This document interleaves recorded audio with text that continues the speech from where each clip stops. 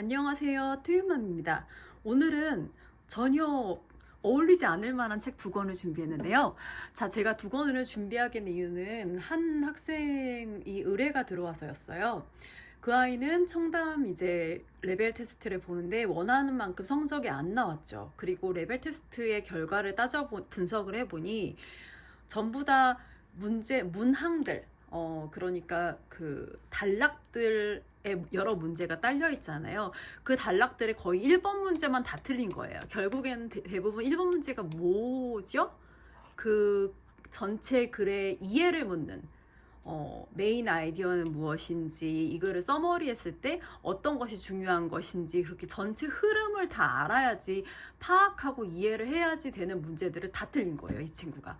그래서 이것은 어머님께서 이것은 읽기의 문제구나 라는 생각을 하셨대요. 그리고 한국어도 똑같이 책을 읽혀서 서머리를 시켜봤는데 아이가 그게 안 나오는 거죠. 그래서 이제 한국어로도 그 조금 난이도 낮은 한국어 책들을 방학 동안 읽히면서 아이한테 그 내용을 요약하고 중심 문장을 찾아보고 그런 연습을 하신다고 하셨어요. 그러면서 저한테 영어 읽기를 부탁을 하신 거예요. 그래서 제가 굉장히 고심을 했죠. 이 아이한테 어떻게 접근을 할 것인가. 레벨은 그렇게 낮지 않아요. 낮지 않은데 하지만 서머리 자체가 잘 안 되고 내용 이해가 안 되는 아이잖아요. 전체적인 내용 이해가 안 되는 아이잖아요. 그래서 조금 낮은 레벨을 골랐어요. 그래서 브릭스 스토리 리딩을 골랐습니다. 사실 230이 적당하고요. 이것보다 낮은 150은 너무 초급이라서 그 정도는 어울리지 않고 한 230 정도가 가장 적당해 보이고, 레벨도 일부러 1으로 골랐어요. 3까지 있는데 3은 사실 3을 해도 괜찮은 아이인데 레벨 1부터 차근차근 조금 봐가는 게 더 쉬우면 쉬울수록 아이가 전체적인 그 큰 그림을 잡기가 쉽잖아요. 그래서 레벨 1을 택했고요. 제가 이 책을 택한 중요한 이유가 있어요. 그리고 이거는 비문학이 아닌 문학이죠. 문학이기 때문에 스토리죠. 문학이기 때문에 전체의 그런 내용 중심 요약이라든지 흐름 파악이라든지 그런 걸 하기가 훨씬 비문학보다는 수월하잖아요. 그래서 문학으로 일단 연습을 할 생각이고요. 그리고 여기 보시면은 이렇게 짧은 지문이 있고, 지문이 그렇게 짧지도 않습니다. 사실 이 정도 읽을 수 있을 정도는 돼야 되겠죠. 그죠? 3은 조금 더 어렵긴 한데 3은 생각보다 버거워할 수도 있을 것 같아서 일단 지문은 이 정도로 되는 1을 선택을 했고, vocabulary랑 comprehension question 다음에 이게 바로 이 부분이 있어요. 써머리를 하는 부분.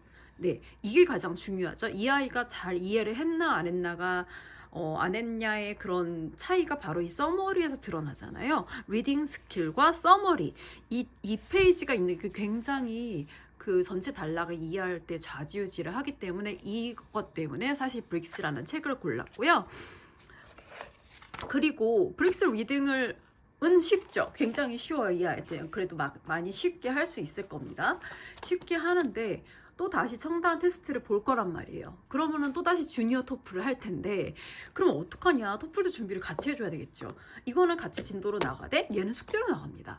제가 많은 토플 책, IBT 토플 리딩을 봤는데 이게 능률에서 나온 거죠. 능률에서 나온 레딕스 리딩이 괜찮더라고요. 이게 특히 책이 얇고요. 책이 얇고 그래도 지문 자체가 조금 더 쉬워요. 다른 토플 책들보다 조금 더 쉽고 간결해서 숙제로 나가기가 좋을 것 같아요. 그래서 이 아이 같은 경우에는 제가 이 책은 사지 말라고 했어요. 이 책은 구입하지 말고 제가 구입을 해서 필요한 부분만 발췌를 해서 쓸 겁니다.